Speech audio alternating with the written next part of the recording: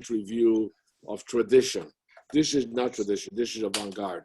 We're going to also look at today, the last thing we're going to look at is going to be Marcel Duchamp's New Descendant Staircase. It was a big scandal in the United States when it popped up. And we'll talk about that. I have to say, I have missed you all so much. Oh, we miss you too. I have. It's so cool to be here. So I'd like to say to everybody that just to realize that a number of these people who are on have taken Alex's class. So that's why they are greeting one another. There are other people in the discussion who have not taken Alex's class. I just want to say welcome, and to realize that and introduce you all to everyone as you see each other. So that's why some people are saying hello to everybody, just to let everybody know. And I have no idea as to, you know, I don't know who you are. But the people, I don't know who they are. I don't know who they are. All right, I'm going to mute for a second because I'm still trying to get Arlene on, and then give me like 3 minutes, then we can start. You know, I mean, it's very strange for me to teach like this because it's like seeing this kind of surreal stamp collection on the right with all these little and it's all moving, and all the stamps are moving. But a class, you know, there's a warmth. I mean, I can see what the reaction of the students are. There's body language, which is really important. I can punish the students who are texting, but I can do it. And so it's a much better venue. This is more comfortable, I'll tell you that. But not as good as in real life. The better is the enemy of the good. Yeah. And you all know that you all received the entrance into the video of this class.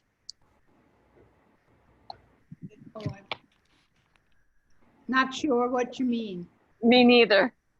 Okay, so there's Ed sent everybody an email that has a password that you plug into, and there's a video of all the classes that we're conducting on YouTube. And and the access of it is via the email that you receive from Ed. So the access is specific to the students of this class. That means that if you, for some reason, missed a class, you can look at a video. Or if you want to see the class again, you can plug into the video and see it again. So you'll have a library via YouTube. You specifically, subjectively, will have a library of what these classes are. Terrific. So you can review it, you can show it to your friends, you can throw things at it, you can use your screen as a dartboard. You can use what, you know, okay. Alex, do they have different numbers for each lecture, or is it a class ID? I don't think so, but you can ask Uncle Ed. When he comes back again, he'll tell you all about it.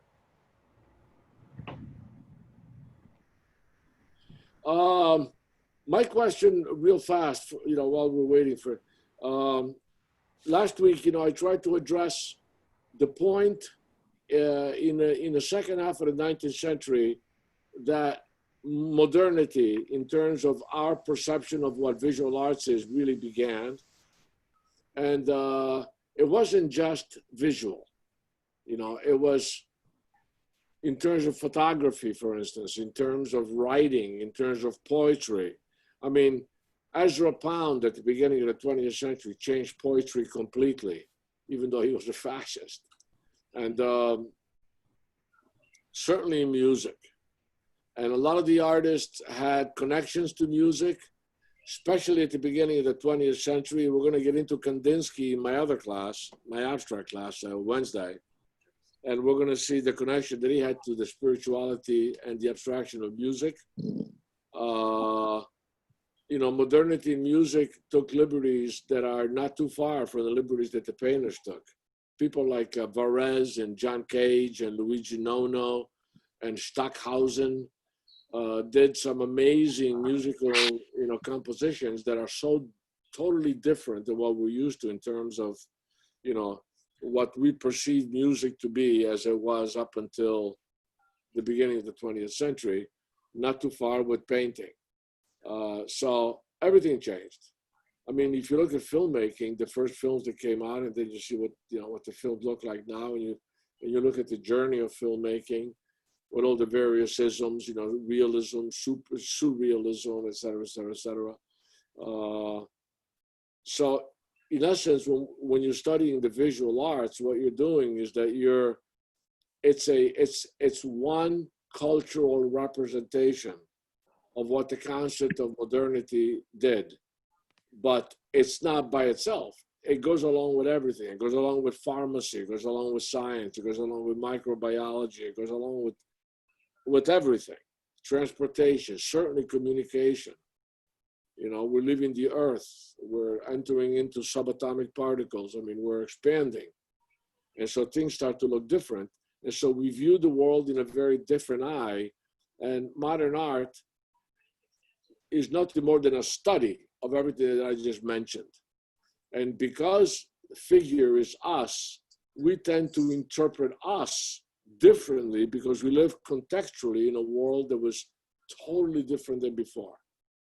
And so we're going to see how subjectively different people with different experiences, born in different tribes and different societies, how they start to coalesce all this incredible knowledge that we all have for the first time in history via you know, the world of communication and travel and so on, as shown in this, you know, in this Demoiselle d'Avignon. We're not sharing screen. Huh? What? We're not sharing screen. Okay. Oh, we're not. Well, why don't you share the screen? So let's start. Did you guys hear what I said, or am I talking to just an empty screen? I heard. I heard. Okay. We hear it, now we see. Okay, now I heard. You're seeing the ugliest painting ever made. What? they can see the screen. Okay. Yeah. You guys can see the screen now, right? Yes, yes, we can. I Okay. can. Okay. So, Ed, where is he? Because it's already 1:15, man. Yeah, go ahead, just start. Did Arlene start? No, I haven't gotten her on yet. Oh, man, what a trip. Okay, so, Arlene, you know, Picasso it came says to it's Paris rejecting from the Spain. email from Ellen, and I sent it to SOPA. You have to tell them. I got You have to shut I got to mute, sorry.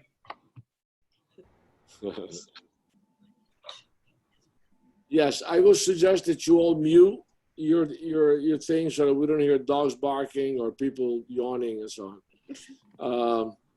Okay, so Picasso came out of Spain. He was, you know, he started making paintings when he was born, basically.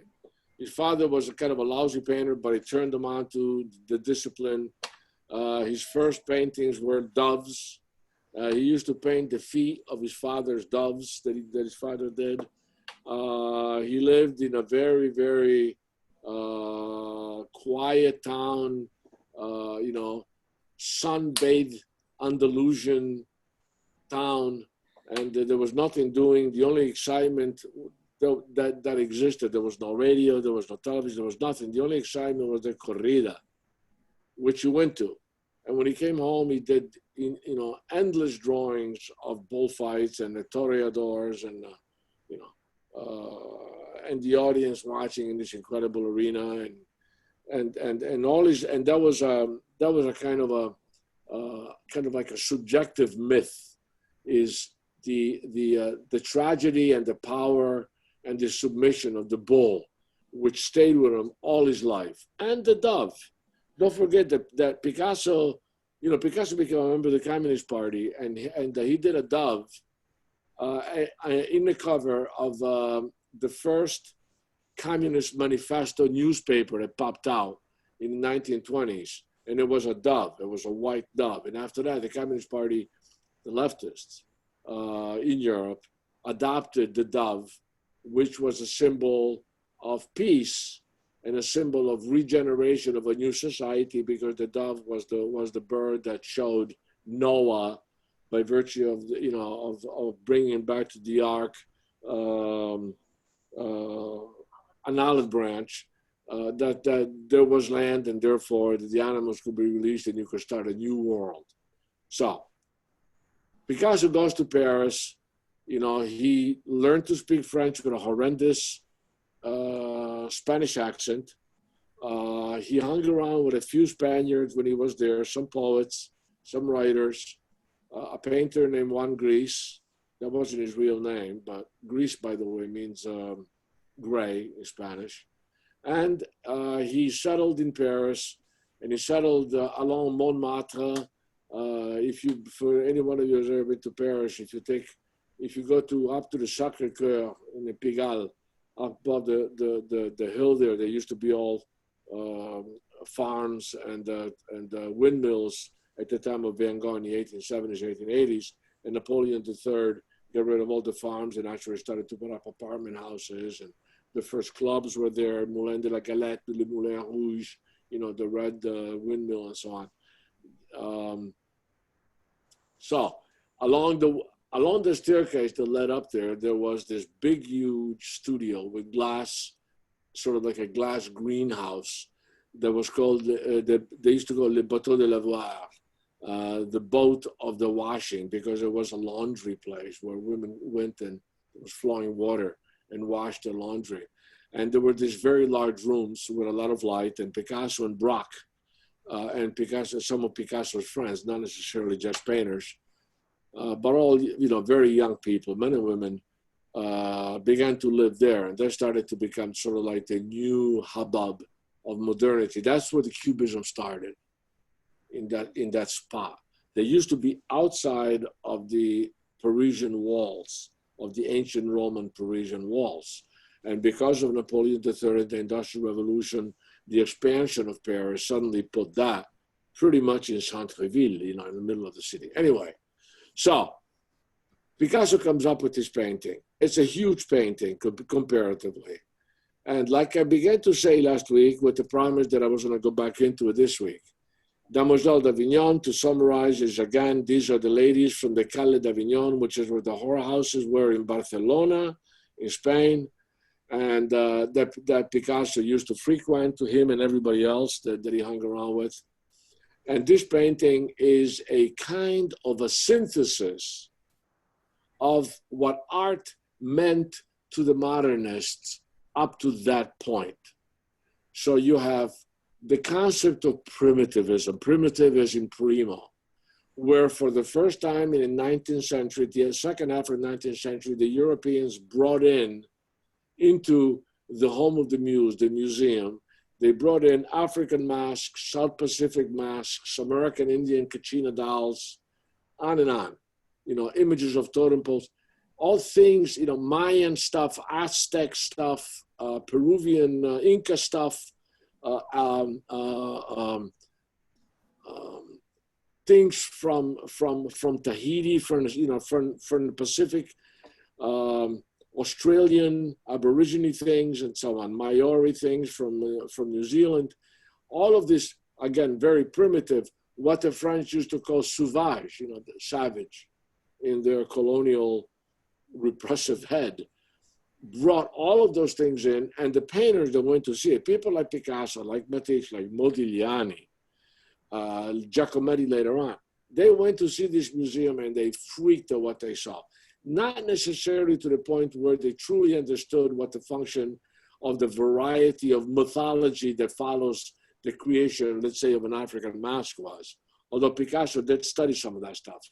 Most people just used it because they look freaky, and they pushed the envelope of shape and form and color and size way beyond the accepted norm that the Europeans, considered art history. So these guys, you know, they were throwing everything upside down, and consequently, they learned a lot from those masks, in the same way that a lot of the impressionists, people like Van Gogh and Gauguin and Toulouse-Lautrec and Degas and Pissarro and Sisley loved Japanese, and Manet and Monet loved Japanese art. And so they brought in this very strange way of creating an image, because if you bring in a geisha girl that was painted by, let's say, Hohukai, in 1860, you have a flat image, nothing in the background, a black line around things. All the pattern is rendered flat. It doesn't necessarily go around the corner. There is no form of chiaroscuro, but it's accepting the fact that it's a flat image on a flat piece of paper. It tells a truth. Yet, it is enough for us to get the idea and the sense of the soul of a geisha girl, even though there's a black line around it, the way that, the Renaissance stopped doing that the Byzantines used to do, put a black line around things, and it became a big no-no. Suddenly it started to become fashionable again. So there's many paintings by people like Van Gogh and so on that show that in their studio and in their houses behind against the wall are images of Japanese art. So what's interesting about modernity in relationship to culture is that for the first time, again, because of the Industrial Revolution, because of communication, because of photography, because of travel, because of trade, and somewhat politically also because of the colonies. The reason why Gauguin went to Tahiti, Tahiti was a French colony then. Anyway, so all of a sudden, the world started to change. And people started to take advantage of things that they saw in Turkey, in Morocco, in India, in South America. Gauguin's mother was Peruvian, and he was very influenced by Peruvian art. He was in Peru until he was 7 years old, and later, I think it might have been 11 actually, and subsequently when he was in a French merchant marine, he went back to it. Anyway, okay. So in this painting, let's go back to this for a second. There's a lot of contradictions. One is that the figures are absolutely angular and to a certain degree, really powerful. So right there, Picasso has eliminated the super roundish sense of of the smooth woman who is acquiescent and smiling and loving and soft. In here, these women are confrontative, is that the word? Confrontational. Their eyes are wide, yet they fulfill a role. What is the role? They are 5 women who use the ancient, discipline of prostitution. So on the left-hand side, you see, can you guys see the arrow if I point the arrow? Yes. Okay. So now this image, which is, by the way, not looking at us at all, but it's looking at the rest of the ladies. This image is from a 3,000-year-old statue that someone has stolen from the Louvre and brought to Picasso. And he had it in his studio for a couple of months, and then he finally brought it back to the museum after he used it, of very ancient Iberian Spanish art. The Iberian folk art predated the Roman conquering of Spain. So it's a very, very traditional folk, quintessentially soulful, purely Spanish early way of treating a figure. If you look at it, it also has a connotation of some of the figures that we looked at last week when we looked at Gauguin, okay? Then the 2 central figures have, their arms behind them sort of showing their wear, quote unquote. And the one on the left-hand side particularly was taken from one of the sculptures that Michelangelo had made, okay? The one in the center was subsequently made later on by a guy named Cabanel, who was kind of an Art Nouveau, Art Deco sculptor in 1930s. And he actually made a statue, a marble statue, very traditional, almost like had a kind of a sense of Canova, end of the 19th century Venetian super realist marble sculptor, but he took advantage of Picasso's center figure. The 2 figures on the right-hand side are African masks that Picasso actually collected after having seen the Museum of Man's exhibitions of African art. He had a collection, Picasso, of over 50 African sculptures from everywhere, from Gabon, from Nigeria, from the Gold Coast, even stuff, freaky stuff from Ethiopia and the Sudan and so on. So what used to be Tanganyika, the Congo, all different masks, all symbolic of different things, all a way of treating a face by pulling, by pushing, having sort of like a cubist version of mannerism. He did that. The fruit in the bottom is a quintessential homage to the concept of fertility in the offering of a still life of fruit at the bottom of something. We looked at that when we looked last week at Picnic in the Grass by Manet, okay? There's also the colors are the colors of Cézanne. And everything is kind of fragmented. There is no perspective. And there are two colors. There's a warm pink color and a blue cool color. Why? Because that stems out of the experience that Picasso was just exiting from, the pink and blue period. The blue period came first. When we say he had the blues, that's the idea. He had the blues when he first got to France. He wanted to, he couldn't speak the language.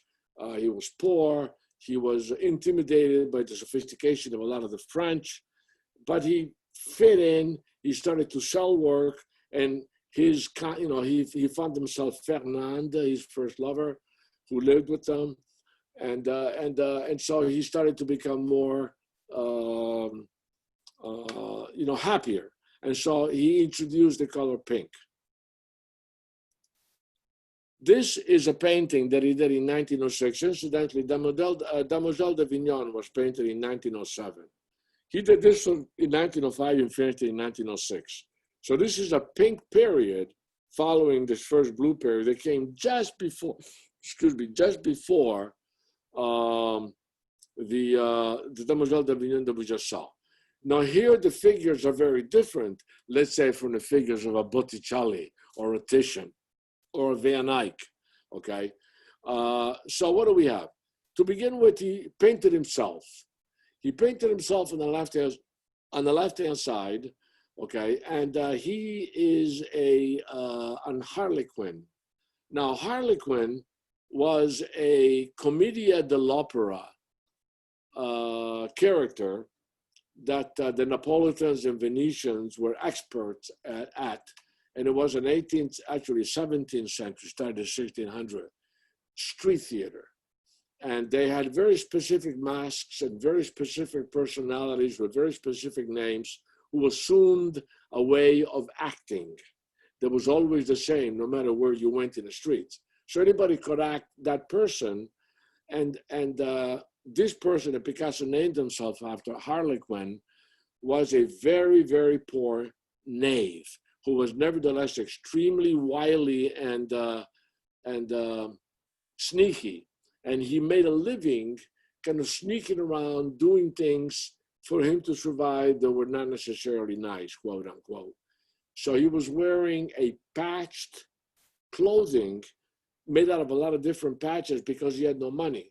So he would find things that people threw away and cut out a different little piece of it and then sew it on.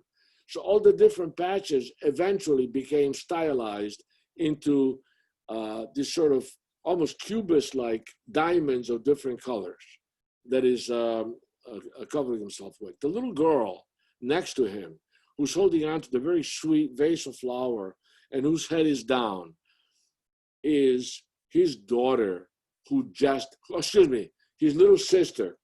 And his little sister had just died. And it was his favorite little sister. He went crazy when she died. He was in France when she died. He went back to Spain. Her name was, wait, hold on, I'll tell you what it was.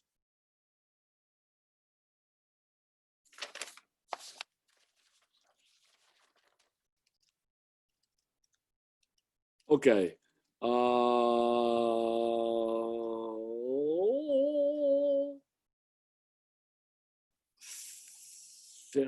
You have to give me a second here.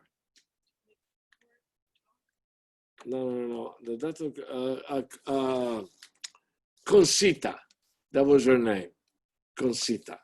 Okay.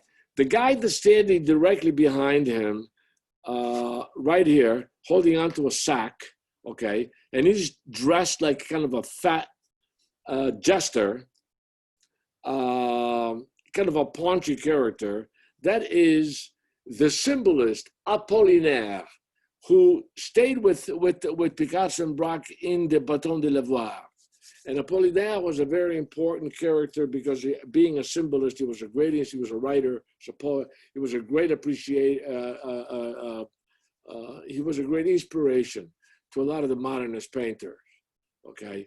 And this guy on the right-hand side, the young kid holding on to that, he's sort of like an older boy, that's Max Jacobs, who was a collector and a kind of a critic and a kind of a philosopher. And he was also known as being a lapin d'atelier, which means a rabbit of the studio, because the lapin d'atelier were the people that went around to all the studios during the openings when the people were doing the vernissage, which means that they were officially varnishing the painting they had just done. And for that, they always had drinks and food, and the models used to hang around and all that. And so the lapin d'atelier were the guys who, and the women, but most of the guys who took advantage of free food and of interesting people and free drinks. Nobody really knows who this young man is, but I think that it's an homage that he paid to a Manet painting, which I'll show you next. The woman on the right-hand side, that's Fernande, that's his lover. And she is, of course, she has, an amphor of water, which is a symbol of fertility, okay, as opposed to the very young, beautiful, sweet flowers that is his little sister, who just passed away, had. And she exists in a world pretty much by herself. She's presenting herself. She is quiet. She's not sinister, but she's accepting. And she has a kind of a relaxed position.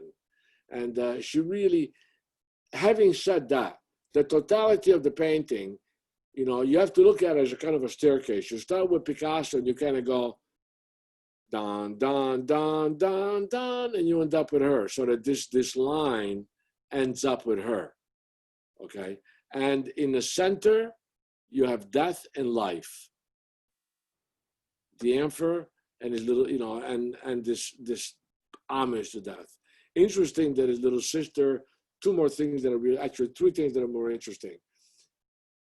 His little sister is stepping on his foot, which is a very sweet gesture, okay? He's holding her hand. The other thing is that the red clown, Apollinaire, only has one leg. So if you look over here, where's the other leg? The other leg does not exist. It's a very strange thing. And we don't know whether he did it on purpose or whether it's just there. Whether it's her presence has eliminated it or maybe he's holding his leg up, we don't know. It's a very, very, very freaky little painting. Furthermore, it's called the Saltimbanque. Le Saltimbanque, the family of the Saltimbanque. Saltimbanco were circus people who were jugglers and the gymnasts and the high trapeze people. Saltimbanque literally means jumping over something. Saltimbanque, jumping over a bench. Okay, those were always considered to be what artists saw themselves as entertainers who lived away from a city. And these people are in the middle of nowhere. They are in the middle of a desert.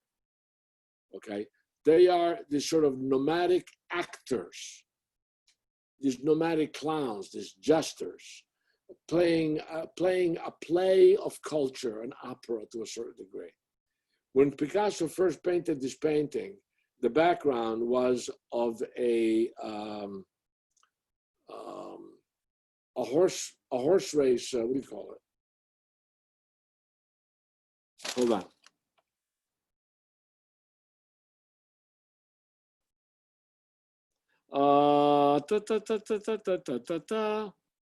A race course. It was a horse's race course, and he decided to get rid of it. And he painted this sort of barren world. Incidentally, the most painterly part, the quickest gesture in this painting is the sky. The sky is extremely thin if you see it. Okay, and by the way, this painting is 6 feet by 7.5 feet. It's immense. It's a big, huge painting. And so this guy is done. He's sort of like Van Gogh'd out, but just using terp, super thin and very painterly, very gestural. Okay. Now, this is Edouard Manet. Okay, and this is what the painting that we just looked at was the inspiration for. Okay, so Picasso looked at this painting that Manet had done. This guy has a violin, and he's a poor person, and he is teaching the violin. This was supposedly to be the son of this guy who is holding, this is the son, the son of this gentleman, and he's pointing the violin at his son, okay? And you can see he's poor by looking at the ground, and he has this sort of funky satchel and, shoes with holes in them and wearing rags, basically. Very beautiful, very proud of himself, very proud in looking at the people in a proud way, okay? And he is telling us that in order for him to maintain his son and his young wife and baby, he has to teach violin lessons to these people who have more money and their son.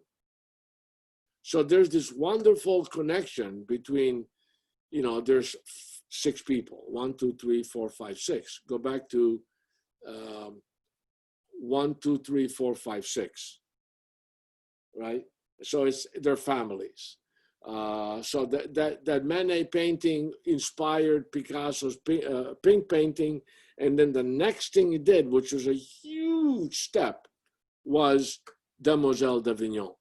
So you can see how modernity is skipped across.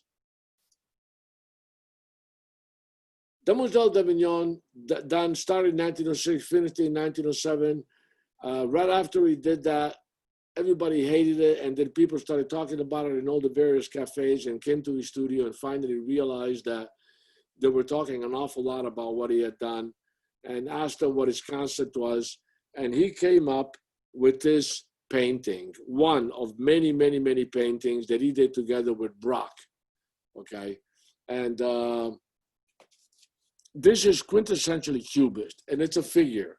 Now you can see the face, you can see the eyes, the nose, the mouth, you can see the head, you can see the body in a kind of a triangle, and you can see the hands holding onto themselves with the sleeves that, if you follow up, ends up at the shoulder of the body. What is this? Why is he using those angles? Why is he using those cubes? Now, Picasso, understand this. When Picasso did Demoiselle d'Avignon, one of the people that went to see him was Matisse. Matisse and Picasso had all their lives a love-hate relationship. And Matisse detested Cubism. And Matisse saw what Braque and Picasso in one Greece were painting, and he said, those guys aren't painters. All they're doing is they're just putting a whole bunch of little cubes and trying to make them look like people. And that's where the word cubism came from.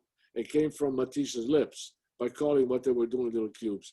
In essence, what's happening is it's a fragmentation of a form of an image. The form up to this point was always an illusion because we're dealing with a 2-dimensional surface. And a 2-dimensional surface has chiaroscuro in a dark and light, and a light provenance, therefore giving the illusion that it's a mass. But we don't have what the back of the mass looks like.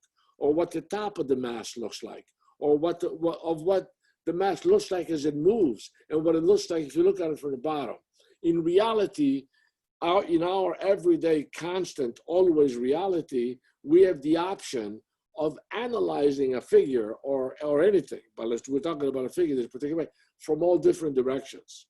So what the Cubists did is that they found a way to incorporate various points of interest that we actually see in analyzing in our time, space, reality of three-dimensionality, and taking those images and combining them together on a two-dimensional static surface in order to show the experience of analysis and a fragmentation. You're looking at one thing, and then you're looking at another, then you're looking at another.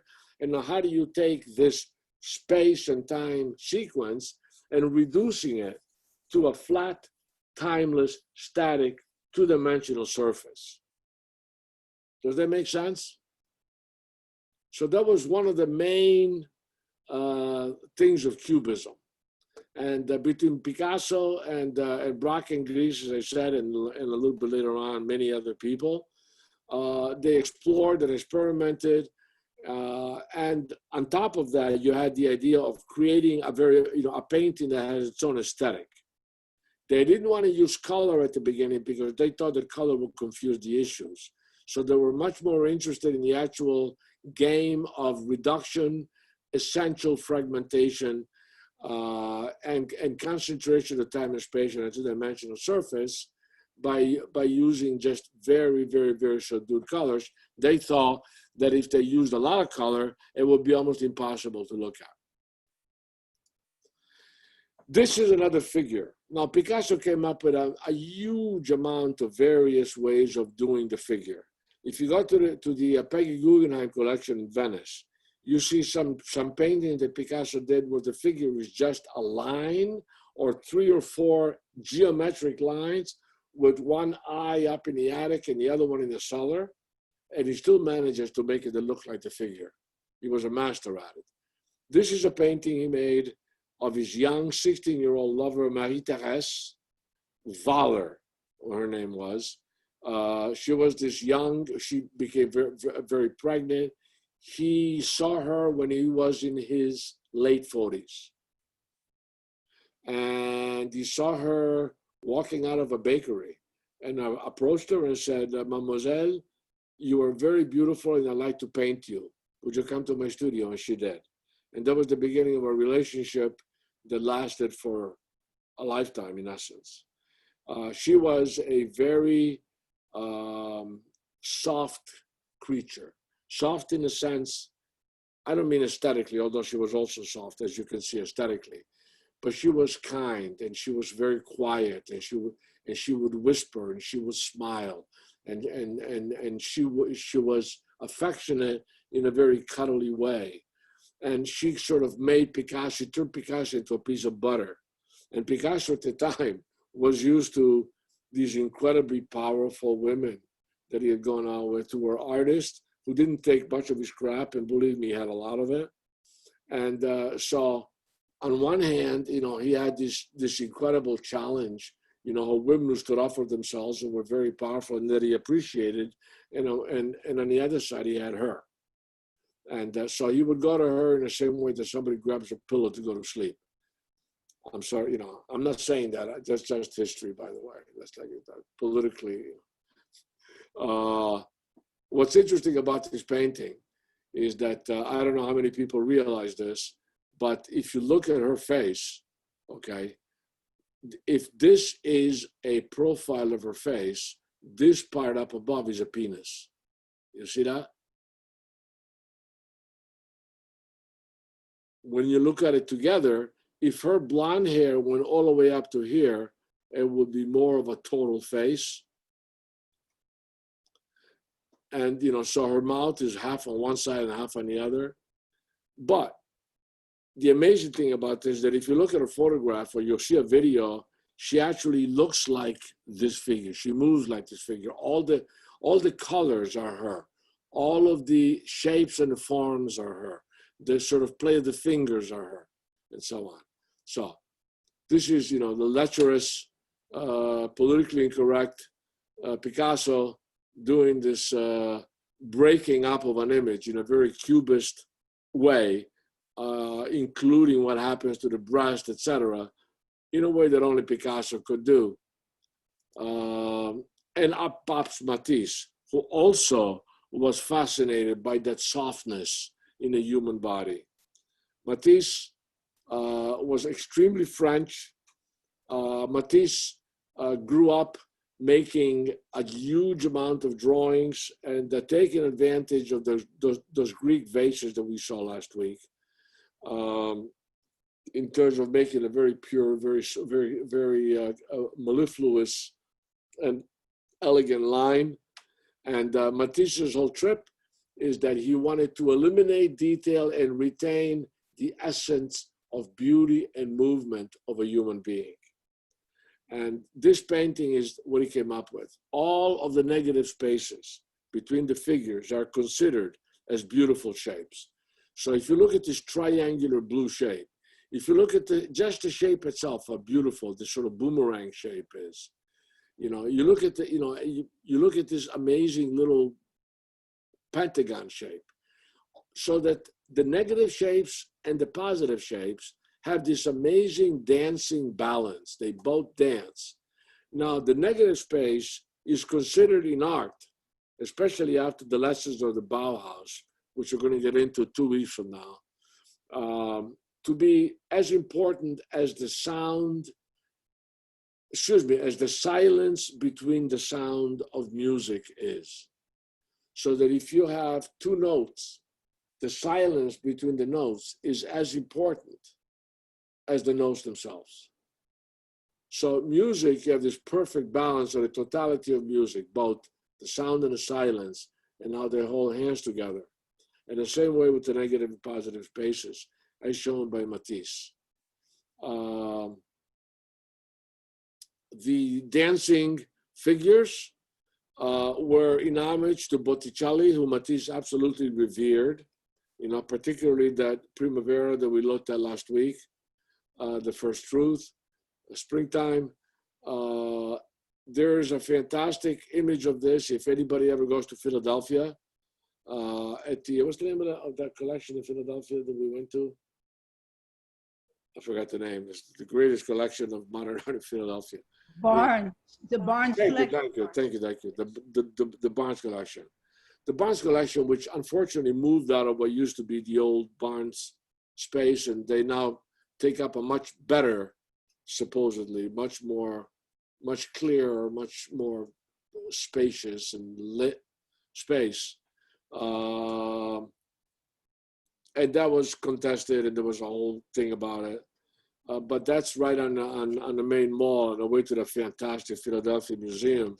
And if you ever go there, also right a few yards away from the Barnes collection is also the Rodin Museum that has one of these magnificent doors and a whole bunch of other sculptures. Very much worth the trip to Philadelphia just to see those three things, as well as the very beautiful fountain of the American Indians and animals of the Americas that's in front of the Philadelphia Museum. Okay, Matisse. Matisse changed drastically when he went to Morocco. He went to Morocco and he went to buy a whole bunch of stuff in a bazaar, in a souk. And there he was surrounded by pattern, Muslim pattern, the patterns of Islam, the complexity of nothing figurative, just pattern itself, and the incredibly beautiful Arabic calligraphy, and the beautiful tiles, and the beautiful clothing that, these amazing silk patterns of tents and dresses and so on. So he came back a changed person from Morocco. Where am I? The white, the lit.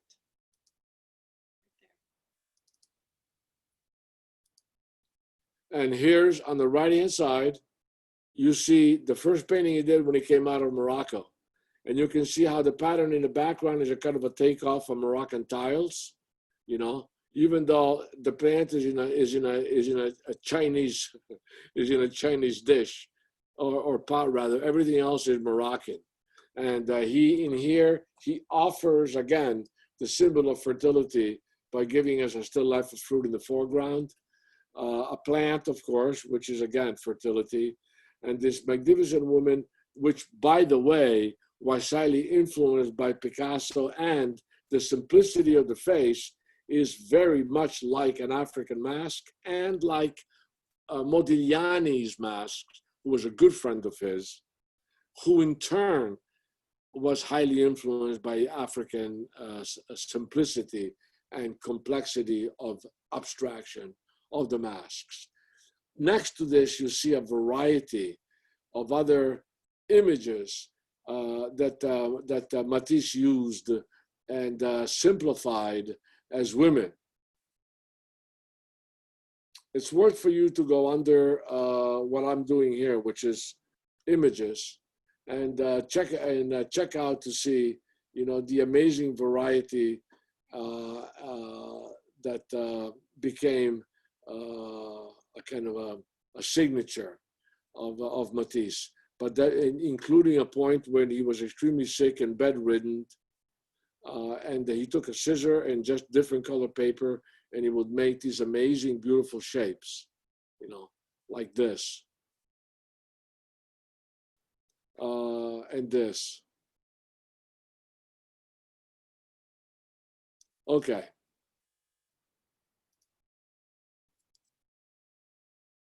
Excuse me, I'm sorry. Starting with this thing. You're on your next. All right. Do you want to? No, I want to go up here. Okay. I'll wait till that comes up. Okay, thank Here? you. Yeah.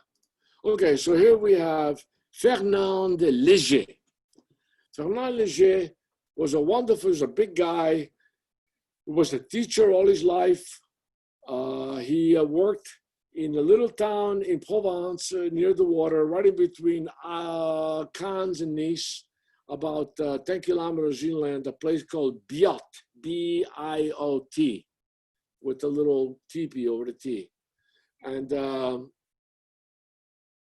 in Biot, you can go there today and see his studio.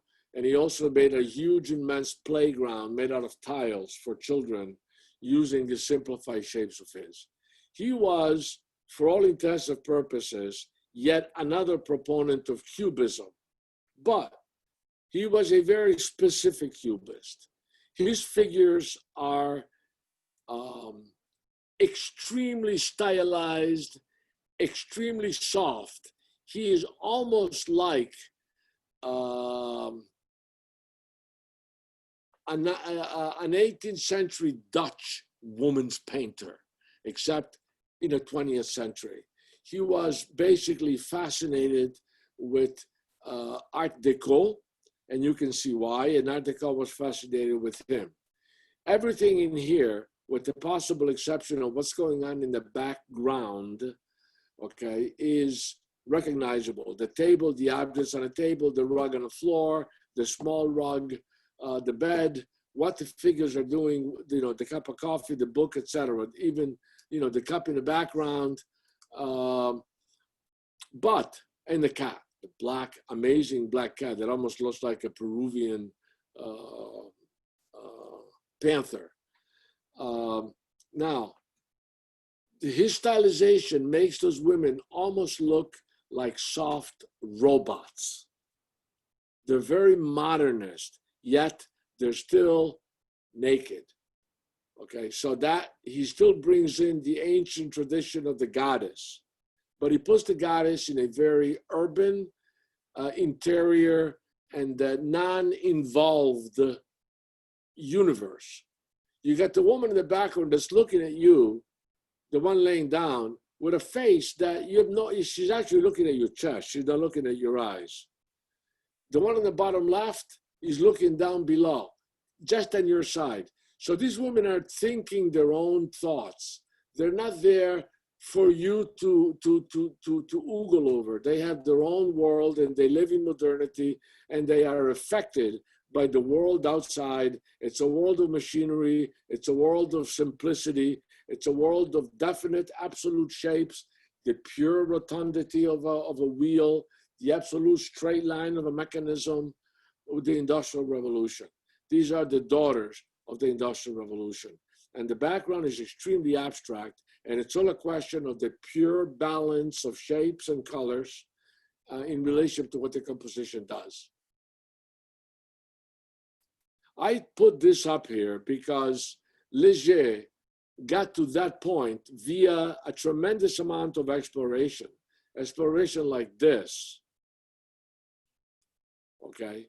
And you have an amazing array of alternatives in doing the figure, some of which is absolutely abstract, but nevertheless, there's a head and breasts, okay? So this is a way to push things as far as possible while still retaining the figure. He also did a series of paintings where the figure is shown against different geometric shapes of color. The color, by the way, is absolute color. It's primary or secondary. You have a red, yellow, and blue primary, black and white, and you got two secondaries, which is the orange and the green.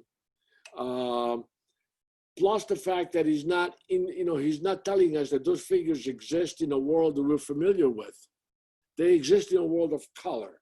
So the mood of the drawing, how they feel is based on the color behind them. So she's feeling blue on the bottom and warm on the bottom, warm on the bottom and blue on the top. Okay. Those two arms that are coming in and they're playing around with that plant are in a world of are like in a sunny exterior world. So in here, he's using color in an exceedingly abstract, as he does below, by the way, in an exceedingly abstract way, giving a mood to the drawing. The drawing has no chiaroscuro, has not absolute volume. However, the drawing itself implies a tremendously heavy volume in a very abstract way, okay? So, Fernand Léger. This is an incredible sculpture by Boccioni. And Boccioni was a futurist painter born at the end of the 19th century in Milan. He was he was one of the great exponents of futurism. What was futurism? Futurism was cubism plus motion. And the word futurism, of course, was not given by them, by the artists themselves, but it was given by the leader of the movement, who was a guy named Marinetti, who unfortunately was a good friend of Mussolini. As a matter of fact, he was on the side of Mussolini as Mussolini walked into Rome in 1921 and proclaimed fascism. Anyhow, Boccioni was a painter. He spent some time in Russia before Russia became communist in 1918. So he was there in 1914, 1915. He hung around with a bunch of futurists, mostly Italians in Milan. This guy, Guido Balla, Soldati, Gino Saverini, Carrà, a whole bunch of artists. If you're interested in futurism, you can check it out. He did this painting, rather this sculpture, and I'm showing you this because this is the sculpture. It's an extremely abstract motion and emotion made out of bronze. Now, it looks like this guy's running.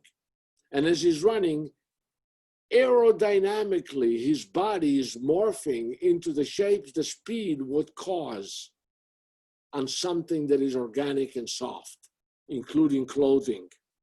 Incidentally, Darth Vader, this guy was the influence for the person who designed Darth Vader. Okay, in Star Wars. Okay, so this is bronze. How can you make something that is as solid and absolute, so heavy, so unforgiving, so dense as bronze, become the opposite, become motion, become wind, become speed, become shapes that morph and softly adhere to the actual wind as it runs? He did it. but he did it with a tremendous amount of power, because this is an extremely powerful image. Why is it so powerful? Because he did something that no one had ever done before. He made two separate bases rather than one base. So that this person running has to lift the heaviness of the base from his feet as he runs. And that makes him extremely powerful. Okay? So this is a masterpiece. There's one of these at the Museum of Modern Art. A little aside to that, Boccioni did a whole bunch of these, and he made a bunch of them that were made out of plaster. And they disappeared. Nobody knew what happened to them until a bomb during the Second World War, an American or a British bomb, fell on this building in Milan. And as they dug the ruins out, they got to the cellar and found the room filled with plasters that Boccioni had made. So now we know what they look like. If you're interested, just put down Amedeo Boccioni, B-O-C-C-I-O-N-I, which incidentally, Boccioni means big bowling balls. Bocce, Boccioni. That was his last name. Just look on the Boccioni plasters and you'll get it, okay? This is a painting by Boccioni, and these are other paintings by Boccioni that are absolutely stupendous. Now, this is a painting. There's a combination between Cubism, Futurism, and Impressionism. It's the inside of a club. So you see a woman. I mean, if you look at this, you start to go through it, and you begin to see other people. You begin to see waiters in the background. You see, lights from electricity as it's moving, as it's dancing along the ceiling, etc. It's a magnificent painting, but the difference between this and Cubism is that this is color, and the color is as joyful and as busy and dynamic as the actual shapes themselves. A moving face, again by Amedeo Boccioni. These are all figures. Figures in space with light. These are figure. You can see a person's pants here, and the shirt and the head and the arms, and this guy head, body, leg, and arm, and he's pushing forward a horse.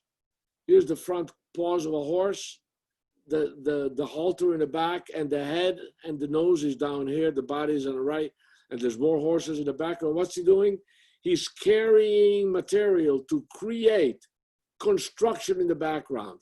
This is in homage to the dynamism of the Industrial Revolution, which was a great theme with the futurists. Futurism itself, meaning of the future, and therefore you used the concept of fragmentation in order to reassemble it in a way that implies space and construction of a new world, including the understanding of light. This is not his, by the way. This is Gino Saverini. But wonderful, wonderful image. Lastly, of Boccioni, what you have here is you have a still life. And what happens is you walk around a still life, you see at all different levels as you walk. He actually made a piece of sculpture that encompasses the totality of the various views of a bottle. And the bottle is made out of glass. And the glass has transparency, translucency, reflection, and refraction. And all of those things are incorporated into that piece of bronze that is the opposite of a piece of glass. It doesn't have the fragility, the transparency, the reflection quality, but it contains it because he took reflection and he sculpted it. He took emptiness and he sculpted it. He took refraction and he sculpted it. And he sculpted it in the round. It's a masterpiece. He did the same thing to figures. This we just looked at. Okay, so this is a Russian painter named Malevich. And Malevich, we're going to see next week. We're going to start with him, actually. He was considered to be, him and Kandinsky, two of there's four. Kandinsky, Malevich, Robert and Sonia Delaunay. She was Russian and he was French. And Kupka, who was from Czechoslovakia. So we're going to look at those as the first purely abstract painter. This is still objective abstraction. Remember, we talked about it last week, meaning that it's an object that's actually abstracted. So what is this? This is Malevich. This is the knife sharpener or the scissor sharpener. So this painting, by the way, is at the Yale Museum.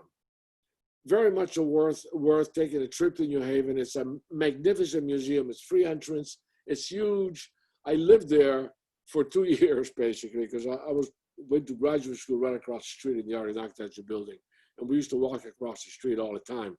And if you go to, it's a magnificent building designed by Louis Kahn, across the street of which is the British Art Museum, also designed by Louis Kahn.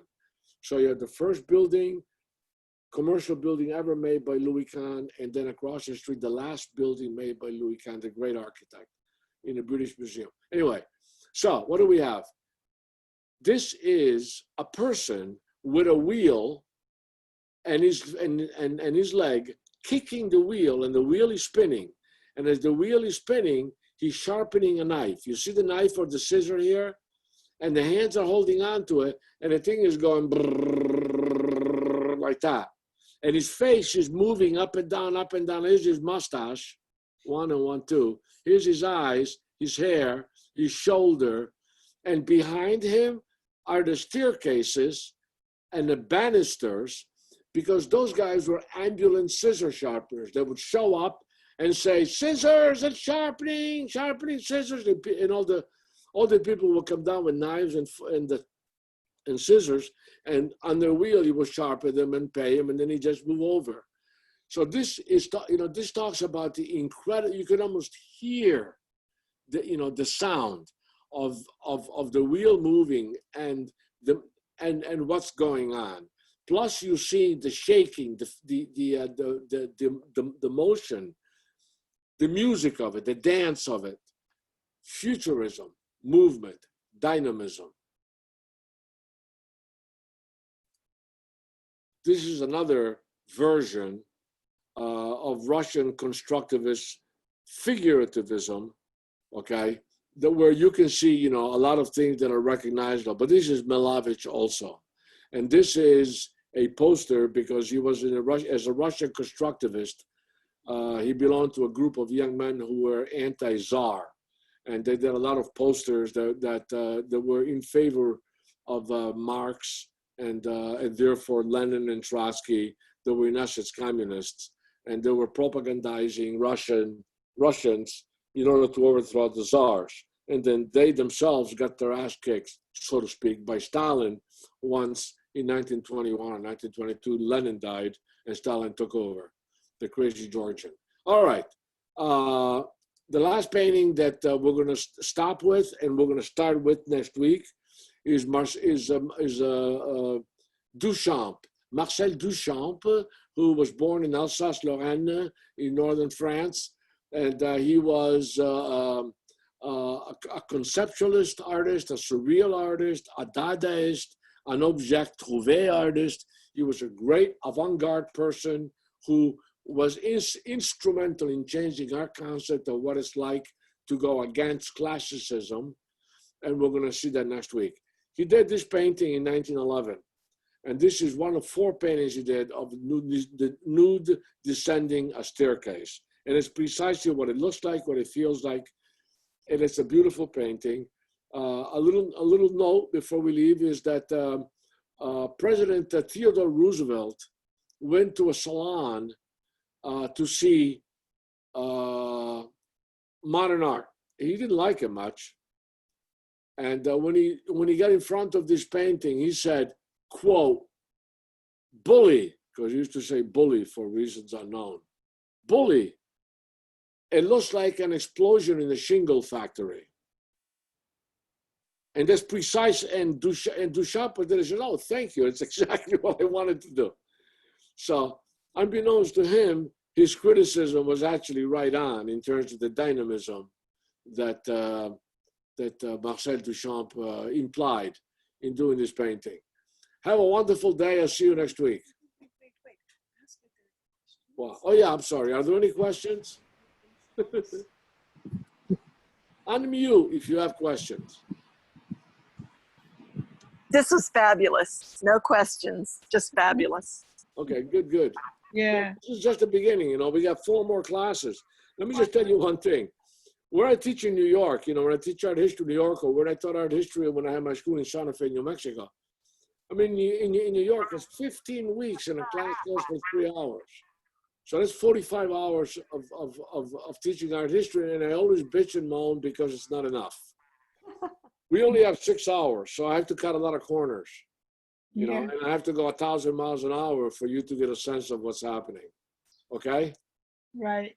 It's Anything very else? enjoyable. Thank Well, you. you're doing a great job, Alex. Thank you. Yeah. Thank you, Alex. It's great. You're welcome. Enjoy Good night, Alex. Good night, Liz. And for those of you who take my Hi, class everybody. after Good night, tomorrow, Good night, Elizabeth. Good night, Alex. ciao, ciao. Bye. Good night, Grandpa. Good night.